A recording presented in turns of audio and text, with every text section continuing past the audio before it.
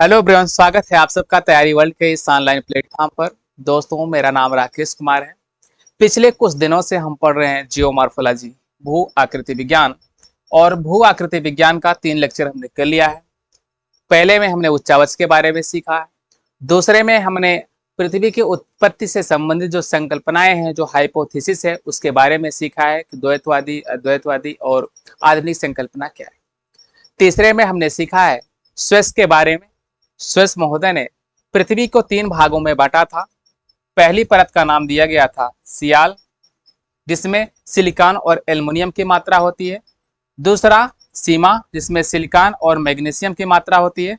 और तीसरा था निफे, जिसमें निकिल और फेरस की मात्रा होती है, यानी लोहे की मात्रा होती है।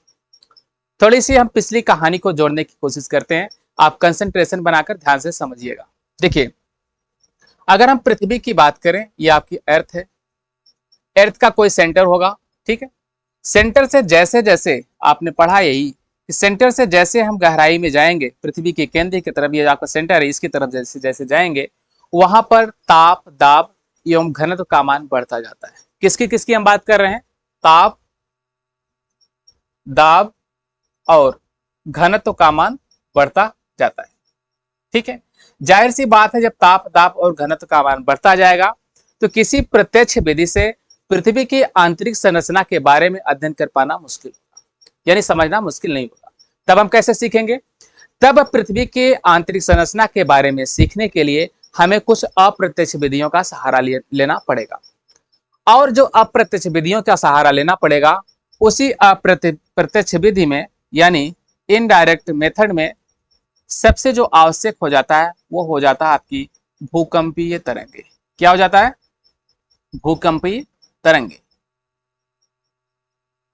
देखिए, कहानी को थोड़ा ध्यान से समझिएगा, धैर्य बनाए रहिएगा, आपके सभी सवालों का जवाब अपने आप मिलता जाएगा। हमने बात क्या किया? पृथ्वी की सतह से जैसे हम नीचे जाते हैं, कहां? केंद्र की तरफ, पृथ्वी का तापमान, घनत्व और दाब तीनों बढ़ता जाता है। इसलिए पृथ्वी के केंद्र में, केंद्र तक पहुंचना अभी तक असंभव बना है, बिल्कुल असंभव बना है। उसके केंद्र तक जाकर उसके बारे में जानकारी इकट्ठा करना बिल्कुल संभव नहीं है।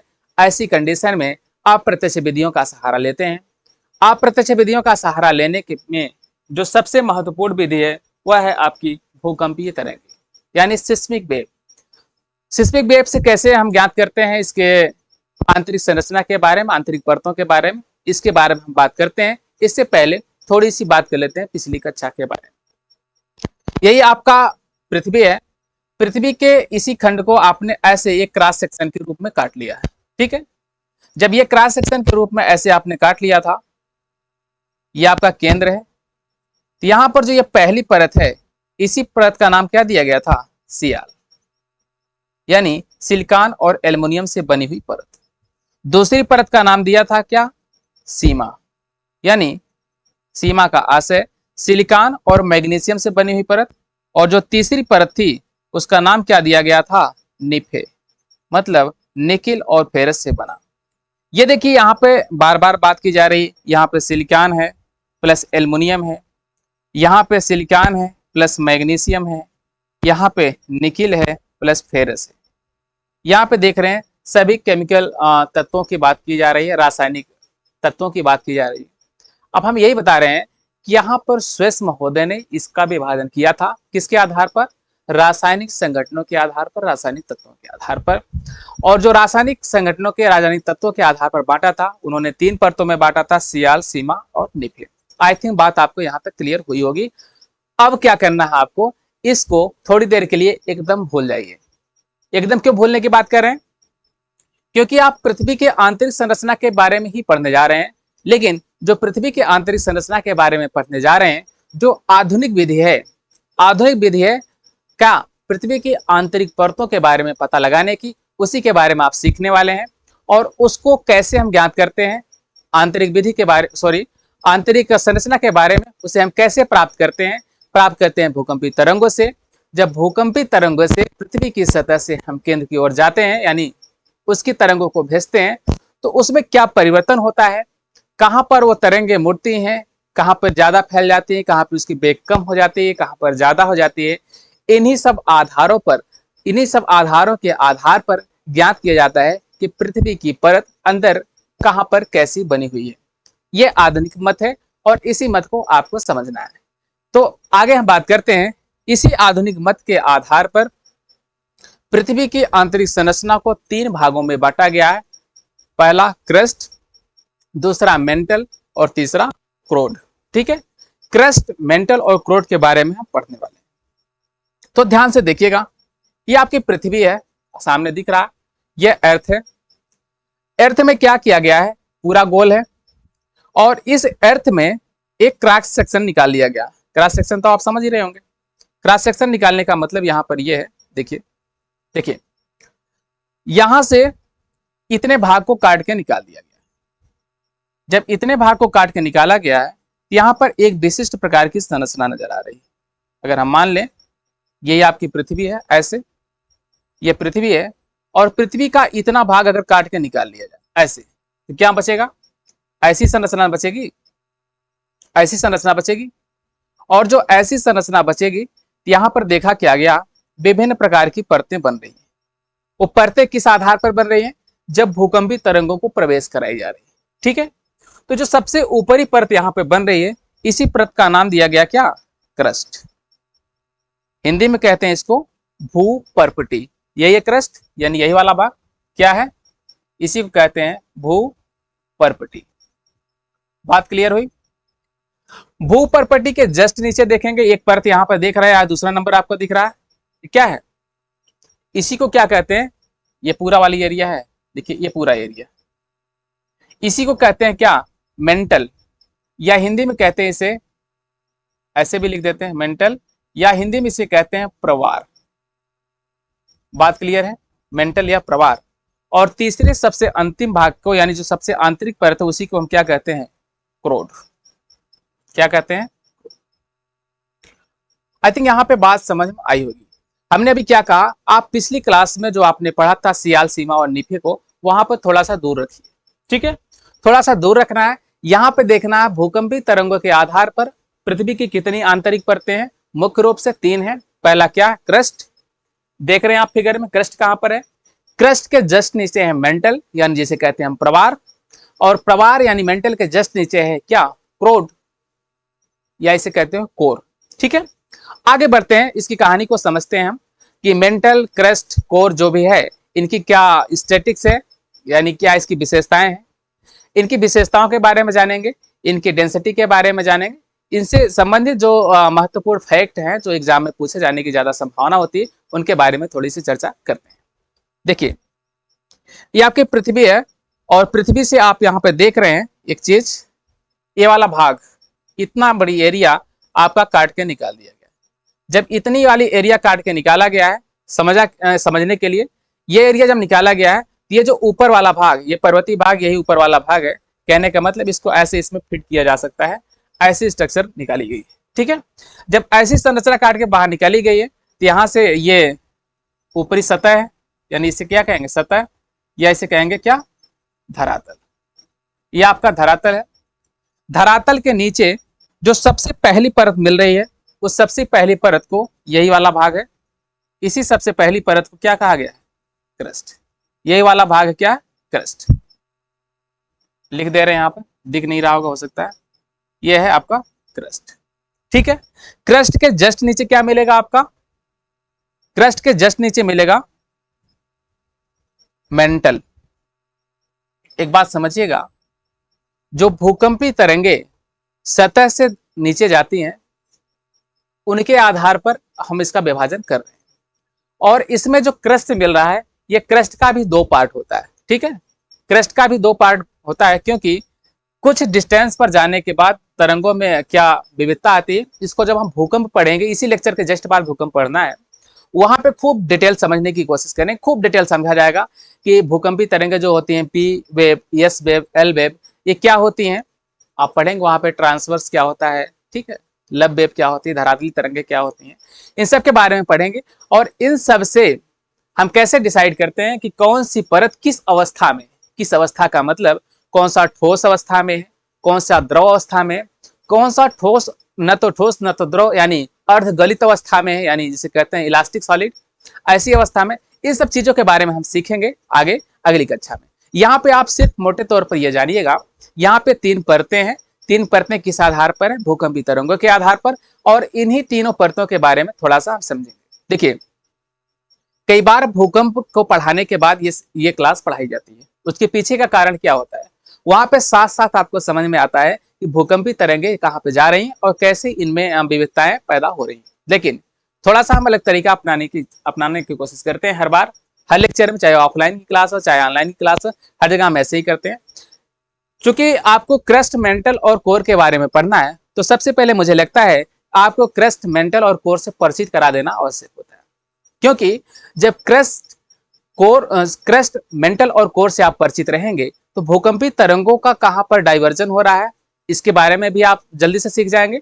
और जो असंबद्धता होती है, ठीक है, डिसकंटिन्यूटी होती है, जैसे आपने देखा होगा मोहो असंबद्धता, गुटेनबर्ग विसार्ड, कॉनरेड, ठीक है, density break, gravity break, lemon, इन सब के बारे में जो सीखना होता है, ये सीखना आपके लिए आसान हो जाता है। इसीलिए हम एक बेसिक इंट्रो दे रहे हैं किसके बारे में?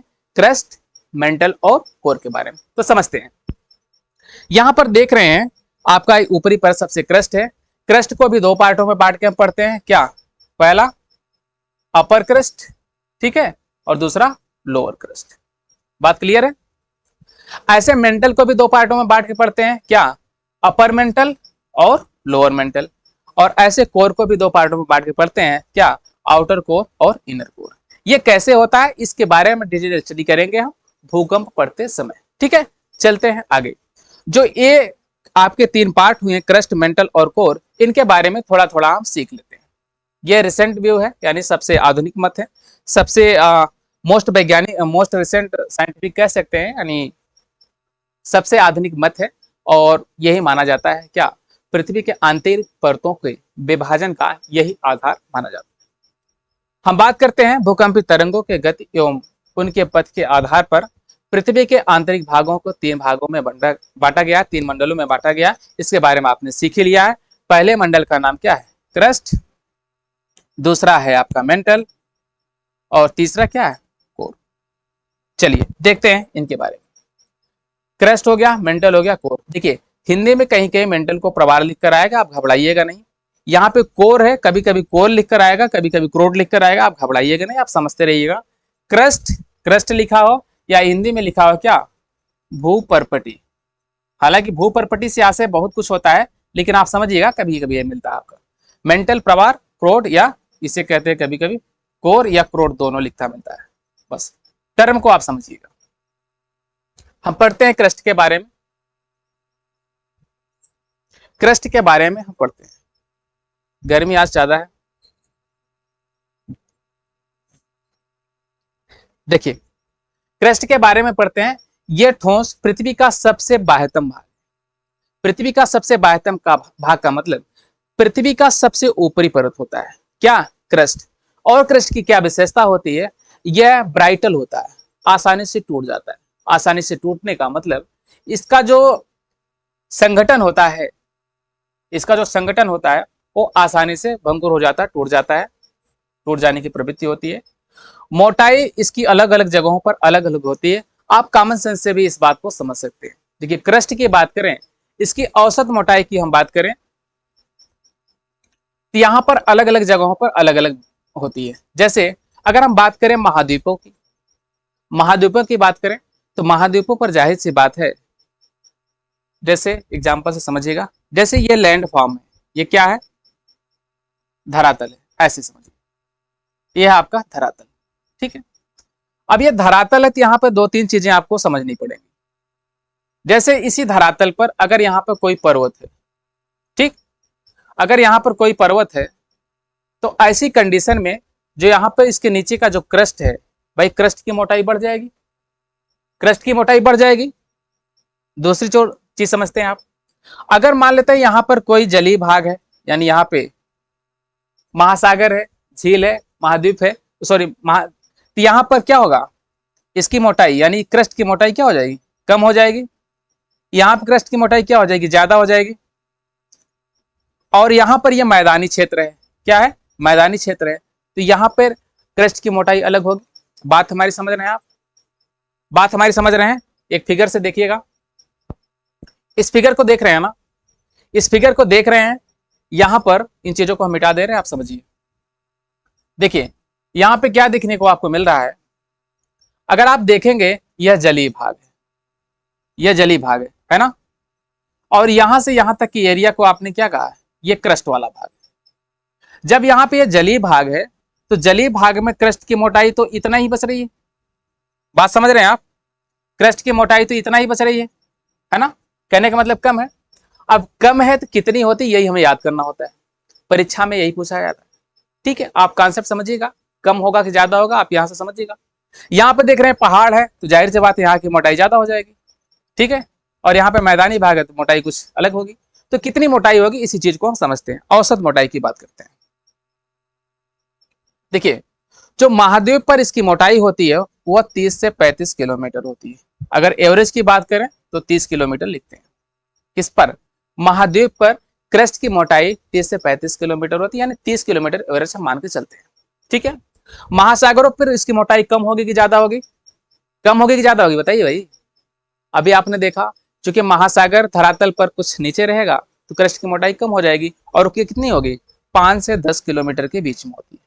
याद रखिएगा, कभी कभी औसत 5 किलोमीटर भी दिया होता है, तो आप जानते रहिएगा 5 से 10 की बात हो रही है, किसकी बात होगी? महासागरीय क्रस्ट की मोटाई। अगर पर्वतीय क्षेत्र के बारे में हम देखें, यह 70 से 100 किलोमीटर के बीच इसकी मोटाई होती है।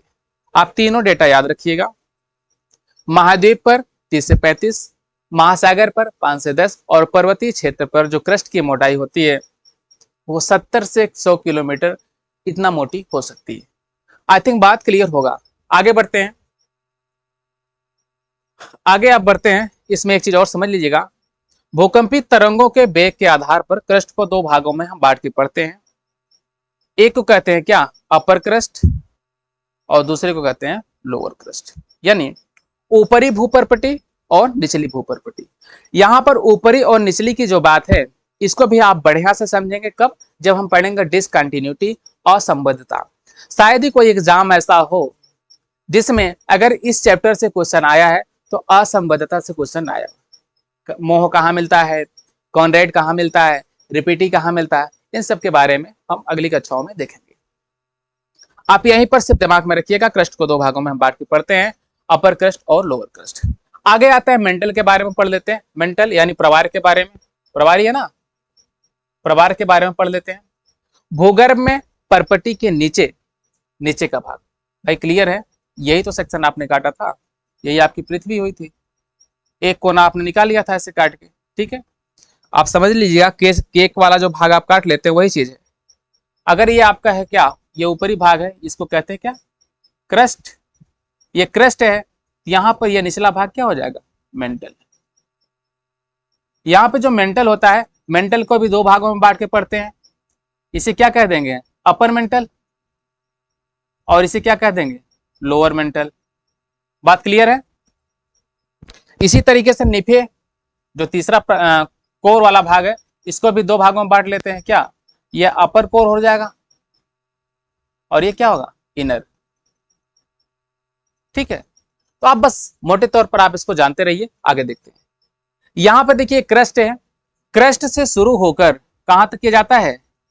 क्रस्ट से शुरू होकर 2900 किलोमीटर, 2900 किलोमीटर गहराई तक का जो भाग होता है उसे हम कहते हैं मेंटल या प्रवार। फिर से आप बात को समझ लीजिएगा, क्रस्ट की निचली सीमा या कह सकते हैं मोह असंबद्धता। अभी मोह असंबद्धता आप नहीं पढ़े इसलिए उसका उस शब्द का प्रयोग ज्यादा नहीं करना चाह रहे हैं, बस आप लेकिन जानते रहिएगा मोह असंबद्धता यहीं पर होता है। कहां पर? यहां पर लोअर क्रस्ट और अपर मेंटल के बीच में। ठीक है, आप समझेंगे इसको अच्छी तरह से, या आप ऐसे जानिएगा, क्रस्ट की निचली सीमा से लेकर 2900 किलोमीटर, 2900 किलोमीटर की गहराई तक का जो एरिया होता है, जो भाग होता है, उसी को हम कहते हैं मेंटल या प्रवार। आई थिंक बात आपको क्लियर होगी। ठीक है, इसके ऊपरी भाग को हम कहते हैं क्या? दुर्बलता मंडल। क्या कहते हैं? दुर्बलता मंडल। आप समझिएगा, दुर्बलता मंडल यानी इसे इंग्लिश में कहेंगे एस्थेनोस्फीयर, एस्थेनोस्फीयर। कई बार स्थेनोस्फीयर से संबंधित प्रश्न आता है। स्थेनोस्फीयर क्या है तो आप वही जानते रहिएगा, मेंटल का ऊपरी भाग होता है। ठीक है, मेंटल का ऊपरी भाग होता है। धीरे धीरे कॉन्सेप्ट क्लियर होगा। जितनी बातें यहाँ पे बता रहे हैं इसको आप पढ़िए, इसको नोट्स बनाइए, इसको रिवीजन करिए और रिवीजन करके फिर अगली क्लास पढ़िए। बहुत मजा आएगा आपको पढ़ने में, सारी चीजें क्लियर होती जाएंगी। ठीक है, मेंटल का ऊपरी भाग क्या कहलाता है? दुर्बलता मंडल यानी स्थेनोस्फीयर। और ये दुर्बलता मंडल की मोटाई कितनी होती है? लगभग 400 किलोमीटर। आपको बता दें कि जो 400 किलोमीटर लगभग लिखा गया है, इसमें परिवर्तन विभिन्न किताबों में अलग अलग मिलेगा। कहीं 350 भी मिलेगा, कहीं 300 भी मिलेगा, कहीं 400 मिलेगा। आप घबराइएगा नहीं, एक अनुमान होता है, लगभग इतना होता है। इसी आधार पर आप 400 एवरेज होता है, आप इसको आप समझते रहिएगा। ठीक है, बाकी ऑप्शन के आधार पर भी इसको हल किया जा सकता है। इसके घनत्व की बात करें, क्या 3.4 ग्राम पर सीसी से अधिक होता है। ध्यान से समझिएगा, जो क्रस्ट होता है, क्या जो क्रस्ट होता है यानी परपटी, इसकी अगर हम घनत्व की बात करें, इसकी घनत्व 3 ग्राम पर सीसी होती है औसत। क्रस्ट का घनत्व कितना होता है? 3 ग्राम पर सीसी। कहने का मतलब 3 ग्राम प्रति घन सेंटीमीटर होता है। और अगर मेंटल की बात करें 3.54 यानी बढ़ता जाता है। ठीक है, एक चीज और समझना पड़ेगा, और समझ, अच्छा उसको हम लास्ट में बताते हैं, देखते हैं आगे। भूपर्पटी एवं मेंटल का ऊपरी भाग मिलकर बनाता है स्थलमंडल। खूब आप पढ़ते हैं स्थलमंडल के बारे में, आप समझ लीजिए स्थलमंडल क्या है। भूपर्पटी यानी क्रस्ट प्लस क्या? Upper mantle. बात क्लियर है? क्रस्ट और अपर मेंटल मिलकर क्या बनाएगा आपका? लिथोस्फीयर। ध्यान से समझिएगा, लिथोस्फीयर की बात हम करेंगे, किसको किसको मिलकर बनता है? क्रस्ट और अपर मेंटल। हमने बताया था ना, अपर मेंटल को दो भागों में बांट के पढ़ते हैं, अपर मेंटल, लोअर मेंटल। तो जो अपर मेंटल होता है और पूरा क्रस्ट होता है, ये दोनों मिलकर क्या बनाते हैं? लिथोस्फीयर।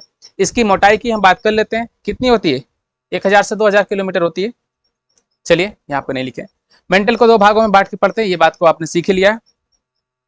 आगे हम कोर के बारे में सीख लेते हैं। जो क्या सीखना कोर के बारे में, एक चीज बताना भूल गए, फिर से बता दे। ये जो लिथोस्फीयर है, इसकी मोटाई की हम बात करें, यह 1000 से क्या 2000 किलोमीटर के बीच होती है। इन चीजों को आगे और आप विस्तृत पढ़ेंगे, आप यहां से परेशान मत होइएगा। कुछ डेटा अगर छूटेगा तो अगली क्लास में आपको कंप्लीट कर दिया जाएगा। चलिए कोर के बारे में देख लेते हैं। अभी आपने देखा था क्या, ये वाला फिगर आपको याद है? ये वाला फिगर आपको याद है? ऊपर वाला भाग क्या था आपका? क्रस्ट। क्रस्ट के बाद नंबर आया था किसका? ये वाला भाग था आपका मेंटल। और नीचे वाला भाग क्या है? कोर। आप समझिए, हमने क्या बताया था आपको? ये क्रस्ट है, यहां इसकी ऊपरी सीमा यहां से लेकर कहां तक? 2900 किलोमीटर तक के बीच में क्या है? मेंटल। यानी 2900 किलोमीटर तक मेंटल है। अब आगे हम बात करते हैं कोर की, तो आप कोर को समझिएगा। इस 2900 किलोमीटर से लेकर कहां तक? पृथ्वी के केंद्र, जिसकी क्या है? 6371 किलोमीटर। गणना के लिए, सुविधा के लिए कभी कभी हम इसको मान लेते हैं क्या? 6400 किलोमीटर। जिन्होंने फिजिक्स पढ़ा होगा वो आपको ध्यान दिए होंगे, फिजिक्स का मतलब आपने हाई स्कूल में, इंटर में कहीं ना कहीं तो पढ़ा ही होगा।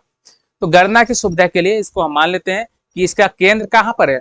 6400 किलोमीटर नीचे, सतह से 6400 किलोमीटर नीचे क्या है? पृथ्वी का केंद्र। मूलतः क्या है? 6371 किलोमीटर। आई थिंक बात क्लियर हो गई होगी। ठीक है, कोर आप समझ गए। कहां पर आप कोर के बारे में आपसे पूछा जाए, आप दो प्रकार से इसका जवाब दे सकते हैं। पहला, आप कह सकते हैं 2900 किलोमीटर से लेकर पृथ्वी के केंद्र तक क्या है? कोर। या ऐसा कह सकते हैं 2900 किलोमीटर से लेकर कहां तक? पृथ्वी के केंद्र तक क्या है? कोर। या ऐसा आप कह सकते हैं कि निम्न मेंटल, या कह सकते हैं लोअर मेंटल से लेकर कहां तक? पृथ्वी के केंद्र तक क्या है? कोर। आई थिंक बात क्लियर, बात समझ गए हैं? ठीक है, कोर के बारे में थोड़ा सा देख लेते हैं। ये कहां से कहां तक, इसके बारे में हमने बताया ही। इसको दो भागों में बांट के पढ़ते हैं। पहले भाग को क्या कहते हैं? Outer core. आउटर कोर मतलब बाह्य क्रोड, और दूसरे भाग को हम कहते हैं क्या, इनर कोर। ठीक है, या इसे कहते हैं क्या, आंतरिक क्रोड, आंतरिक क्रोड। बात क्लियर हो गई, चलते हैं आगे। यहां पे घनत्व की बात करें, यहां पे घनत्व बढ़ के हो जाता है कितना, 13 ग्राम पर सीसी के आसपास, 13 ग्राम प्रति घन सेंटीमीटर के आसपास। आई थिंक यहां तक बात आपको समझ में आई होगी। थोड़ी सी और विशेष चीजें इसके बारे में हम बताने की कोशिश करते हैं। क्या क्या सीखा आपने, यहां पे ध्यान देखिए। एक महत्वपूर्ण चीज आपको बताना छोड़े थे, इसीलिए लास्ट तक आप जुड़े रहिए, क्योंकि शुरू में ही सारी चीजें बता देना आपको कंफ्यूजन का विषय बना सकता है। यह है आपका क्रस्ट, यह है आपका मेंटल। देखिए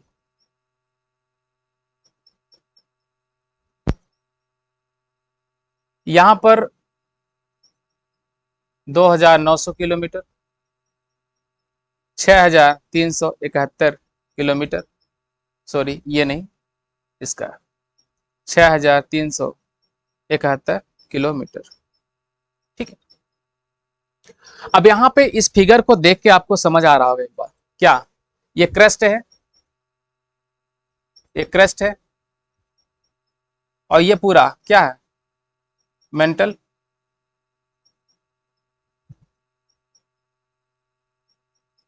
ये है आपका मेंटल, और ये पूरा क्या है, कोर।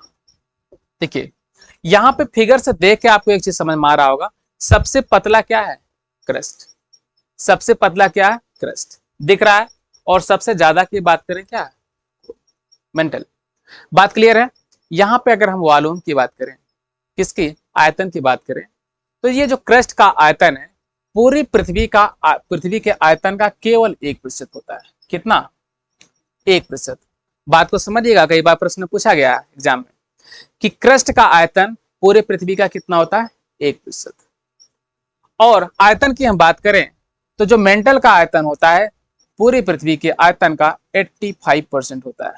ठीक है, कितना होता है, 85%। टोटल 100% होता है, 1% क्रस्ट हो गया, 85 क्या हो गया, मेंटल। कितना बचा, 16।